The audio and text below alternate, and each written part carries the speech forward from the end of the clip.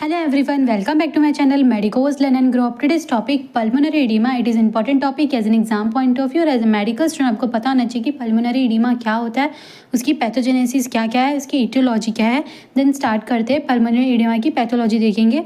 It is a most important form of local oedema. Pulmonary oedema क्या एक local oedema है जो कि एक पर्टिकुलर पार्ट तक लिमिटेड होती है because it produces severe functional impairment, जो कि एक सीवियर फंक्शनल इम्पेयरमेंट करती है किसकी, लंग्स की.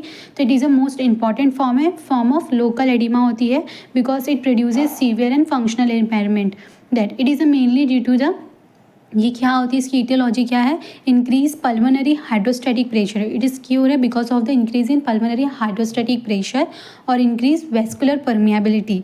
देन पल्मोनरी हाइड्रोस्टैटिक प्रेशर कैसे इंक्रीज हो रहा है, लेफ्ट हार्ट फेलियर. अगर लेफ्ट हार्ट फेलियर रहता है, फर्स्ट नॉर्मली देख लेते हैं कि जो नॉर्मल हार्ट रहता है उसमें क्या होता है कि पल्मोनरी वेन से ऑक्सीजनेटेड ब्लड आता है, देन लेफ्ट एट्रियम में जाता है, लेफ्ट एट्रियम से लेफ्ट वेंट्रिकल में, देन आयोटिक वॉल्व से आयोटा में जाता है और पूरे बॉडी में ऑक्सीजनेटेड ब्लड डिस्ट्रीब्यूट होता है. अगर लेफ्ट वेंट्रिकल का फेलियर हो गया, लेफ्ट वेंट्रिकल वर्क नहीं कर पा रही, तो क्या होगा, पल्मोनरी वेन से ऑक्सीजनेटेड ब्लड आएगा बट लेफ्ट वेंट्रिकल ब्लड को क्या पंप नहीं कर पाएगा, आयोटा में इफेक्टिवली पंप नहीं कर पाएगा. तो यहाँ पे ब्लड का क्या एक्यूमुलेशन होएगा, ब्लड का एक्यूमुलेशन होएगा. देन वापस ब्लड जब पल्मोनरी वेन से ऑक्सीजनेटेड ब्लड आएगा, देन जो लेफ्ट एट्रियम से लेफ्ट वेंट्रिकल में जब ब्लड जाएगा तो लेफ्ट वेंट्रिकल ऑलरेडी फुलफिल है तो वो ब्लड को एंटर नहीं कर पाएगी. तो लेफ्ट एट्रियम अपना प्रेशर बढ़ाएगा, ज़्यादा प्रेशर बढ़ाएगा ताकि वो लेफ्ट वेंट्रिकल में प्रेशर लेफ्ट वेंट्रिकल में वो ब्लड क्या करे, फिल कर सके.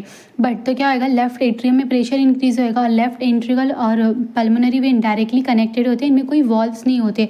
अगर यहाँ प्रेशर इंक्रीज होएगा तो पल्मोनरी वेन्स में भी प्रेशर इंक्रीज होएगा. तो लेफ्ट एट्रियम में बिकॉज ऑफ द ये जो ब्लड है वो back into the left atrium में आ रहे हैं तो वो अपना प्रेशर इंक्रीज करता है ताकि ब्लड को लेफ्ट वेंट्रिकल में पंप कर सके, डाल सके.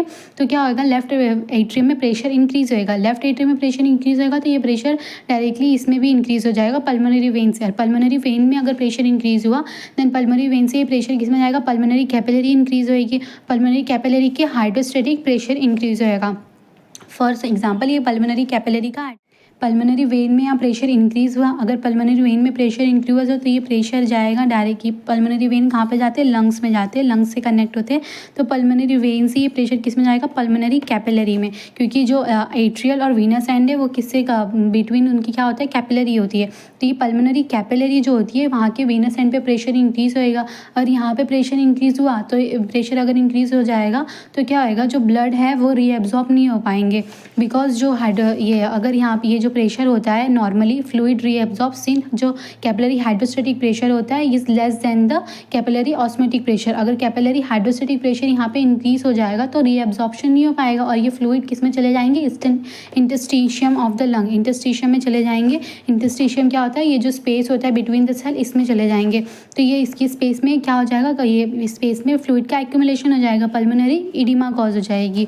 तो क्या ये कि increase in pulmonary hydrostatic pressure, pulmonary का हाइड्रोस्टैटिक प्रेशर इंक्रीज हुआ तो ये जो फ्लूइड है वो किस में चले जा रही है, accumulation of fluid into the interstitium of lung. ये इंटरस्टिशियम ऑफ लंग है, उसमें क्या फ्लूइड का एक्यूमुलेशन हो रहा है.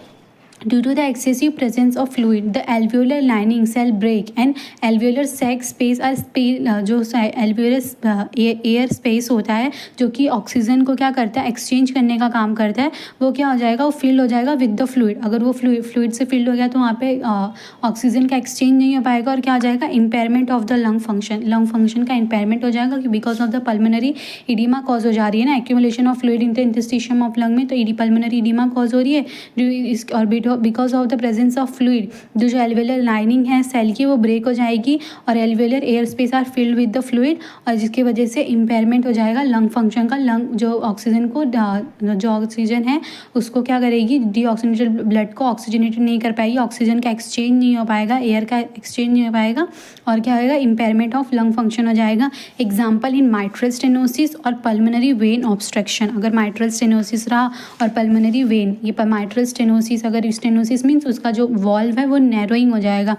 ये वॉल्व है, ये ट्राइकस्पिड वॉल्व है, तो ये ट्राइकस्पिड वॉल्व का ये जो स्पेस है वो नैरोइंग हो जाएगा स्टेनोसिस मतलब. तो इसके वजह से और पल्मोनरी वेन में कोई ऑब्स्ट्रक्शन हो गया तो इस वजह से क्या होगा, लेफ्ट, तो इससे क्या होगा, पल्मोनरी एडिमा कॉज होएगा. Then second one is the increase capillary permeability. Increase अगर कैपिलरी परमिएबिलिटी हुई तो पल्मोनरी एडिमा कॉज होएगा। कैसे होएगा? Injury to the capillary endothelium and alveolar endothelium. अगर इनमें से किसी एक को भी इंजरी हुई तो सेकेंड वन को भी इंजरी होएगी। अगर इंजरी टू कैपिलरी एंडोथेलियम हुआ देन अगर कैपिलरी एंडोथेलियम जो कैपिलरी है उसकी इंजरी हुई, जो ब्लड की कैपिलरी है उसकी इंजरी हुई, तो यहाँ से इंजरी हुई तो क्या होएगा? कैपिलरी परमिएबिलिटी इंक्रीज़ होएगी और यहाँ से जो भी फ्लूइड है वो क्या होएगी? प्लाज्मा प्रोटीन फ्लूइड वो चले जाएगी, इंटरस्टिशियम में एक्यूमुलेट होएंगी और जो एल्वियोलर लाइनिंग है उसको क्या करेगी? उसको इंजरी करेगी और एल्वियोलर एंडोथेलियम सेल की भी इंजरी हो जाएगी। अगर इन एनी केस अगर एल्वियोलर एंडोथेलियल सेल की इंजरी हुई, फॉर एग्जाम्पल अगर इनहेलेशन ऑफ टॉक्सिक सब्सटेंस हुआ तो ये जो एयर है वो फर्स्ट तो एल्वियोला में ही जाएगा, तो एल्वियोलाई की इंजरी होगी because of the toxic substance की इनहेलेशन की वजह से। तो अगर एल्वियोलर के एंडोथेलियल सेल की इंजरी हुई तो वहाँ से इंजरी होने की वजह से सर्फेक्टेंट और फ्लूइड एंड टॉक्सिन्स वो रिलीज होंगे और किस में आएंगे? वो कैपिलरी एंडोथेलियम की इंजरी कॉज करेंगे। तो अगर इनमें से किसी एक की भी इंजरी हुई तो सेकेंड वन की भी इंजरी हो जाएगी। तो injury to the capillary endothelium and alveolar endothelium, इससे क्या होएगा? Increase capillary permeability, excessive fluid and plasma protein escape into the interstitium and then into the alveoli. जो अगर कैपिलरी एंडोथेलियम की इंजरी हो रही है तो जो प्लाज्मा प्रोटीन है फ्लूइड है वो एस्केप होएगी, इंटरस्टिशियम में आएगी और देन इनटू द एल्वियोलाई में जाएगी, जिसकी वजह से क्या आएगा? पल्मोनरी एडिमा कॉज होएगी। एग्जाम्पल इन सीवियर इन्फेक्शन में inhalation of toxic substance, shock, respiratory distress syndrome, इसमें क्या होएगा? पल्मोनरी एडिमा कॉज होएगी because of the injury to the capillary endothelium and alveolar endothelium cell. That's it. ये था pulmonary oedema, जो कि उसकी डेफिनेशन देखिए, देन इसकी एटियोलॉजी और उसके पैथोजेनेसिस। That's it.